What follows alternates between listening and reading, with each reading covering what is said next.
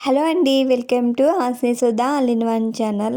మీ ఇంట్లో కానీ, చేల్లో కానీ, లేదంటే గూడెంలో కూడా ఎలకల బాధతోటి చాలా ఇబ్బంది పడుతుంటాం కదండీ. ఇంట్లోకి వచ్చేసినా కూడా బయటకు తరమడానికి చాలా అంటే చాలా ఇబ్బంది పడుతుంటాము.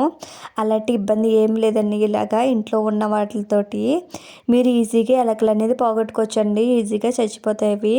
అవి ఎలాగో హోమ్ రెమెడీ అనేది ఎలా ప్రిపేర్ చేయాలనేది చూపిస్తానండి. వీడియో ఎక్కడ స్కిప్ చేయకుండా ఫుల్గా చూడండి. మొదటి టిప్ ఏంటో చూద్దాము. ఫస్ట్ రెమెడీ ఏంటో చూసేద్దామండి.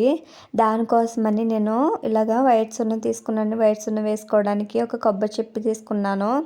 మెయిన్ ఏంటంటే అండి, కొబ్బరి చెప్పు తీసుకోవడం వల్ల ఆ కొబ్బరి చెప్పు కోసమైనా ఎలకలు అనేది దగ్గరకు వస్తాయండి అందరూ యూజ్ చేయడం వల్ల.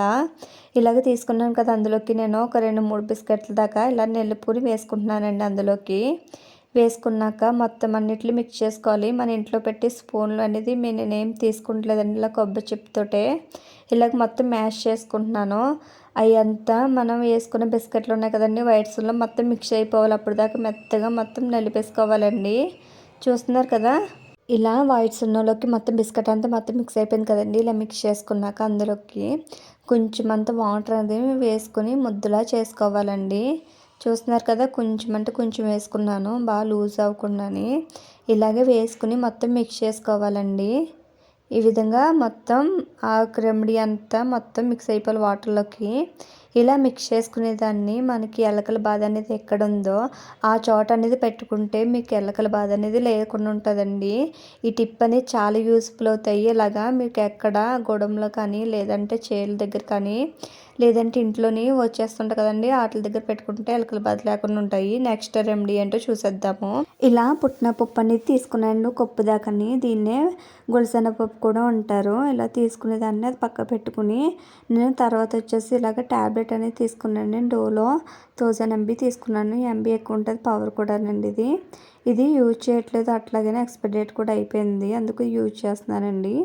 ఇలా పుట్నాల పప్పు అనేది పౌడర్ చేసుకుని ఇలాగా మిక్సీ పెట్టుకుని తెచ్చుకోవాలండి. మెత్తటి పౌడర్ లాగానే తీసుకోవాలి. ఇలా చేసుకున్నాక తర్వాత వచ్చేసి ఇలాగ ట్యాబ్లెట్లు కూడా వీటిని పౌడర్ చేసుకోవాలండి. చూస్తున్నారు కదా, ఇలాగ నేను ట్యాబ్లెట్లు అనేది పౌడర్ చేసుకున్నాను ప్లెయిన్గాని. ఇలా చేసుకున్న దాన్ని ఇప్పుడు ఆ పౌడర్లోకి ట్యాబ్లెట్ పౌడర్ కూడా వేసుకోవాలండి. వేసుకుని మొత్తం మిక్స్ చేసుకోవాలి. ఇలాగ మొత్తం అంతా పౌడర్లోకి ట్యాబ్లెట్ పౌడర్ అంతా మొత్తం మిక్స్ అయిపోవాలండి. అంతవరకు బాగా మిక్స్ చేసుకోవాలి. చూస్తున్నారు కదా, ఈ విధంగా మొత్తం పౌడర్ అంతా మొత్తం మిక్స్ చేసేసుకున్నాను.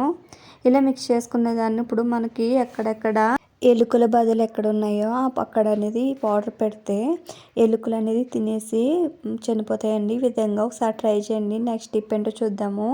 నెక్స్ట్ వచ్చేసి ఇలాగ ఎల్లుల్లిపాయలు అనేది తీసుకున్నానండి. ఒక పాయి తీసుకున్న అందులోకి మనం అంతా వాడిన అవసరం లేదండి. ఒక 2-3 అందులో వెల్లుల్లిపాయ రేకులు అనేది తీసుకుంటే సరిపోతుంది. చూస్తున్నారు కదా, ఈ విధంగా వెల్లుల్లిపాయ రేకులు అనేది తీసుకున్నాను. ఆ వెల్లుల్లిపాయ రేకులని కచ్చపచ్చిగా దంచుకుని ఒక గిన్నెలోకి వేసుకోవాలండి. అందులోకి 1 స్పూన్ దాకా సాల్ట్ అనేది వేసుకున్నానండి. వేసుకున్నాం కదా, సాల్ట్లోకి దాంట్లోకి 1 గ్లాస్ దాకా వాటర్ వేసుకోవాలి. వాటర్ వేసుకుని స్టవ్ మీద పెట్టుకుని ఆ వాటర్ అంతా మొత్తం మరిగించుకోవాలండి. అది సగం అయ్యేదాకా వెల్లుల్లిపాయలు ఉన్న వాటర్ అనేది మొత్తం వెల్లుల్లిపాయలు ఉన్న ఫ్లేవర్ అనేది వాటర్లో దిగాలండి. అప్పుడు దాకా మరిగించుకోవాలి. చూస్తున్నా కదా, ఇలాగా మొత్తం అనేది ఒక టీ గ్లాస్ అయింది కదా, దాన్ని ఇప్పుడు అది స్ట్రెయిన్ చేసేసుకుందామండి. టీ వాడిపోసుకుంటాం కదా, స్ట్రెయిన్లో తీసుకున్న స్ట్రెయిన్లోకి మొత్తం వాటర్ అనేది స్ట్రెయిన్ చేసుకోవాలి. స్ట్రెయిన్ చేసుకున్న దాంట్లోకి నేను డెటాల్ అనేది వేసుకుంటున్నానండి. మూతలో సగం అనేది డెటాల్ వేసుకోవాలండి.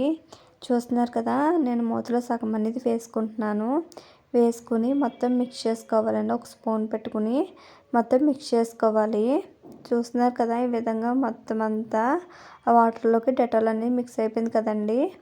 ఇలా మిక్స్ అయిపోయాక ఒక బాటిల్ తీసుకున్నానండి.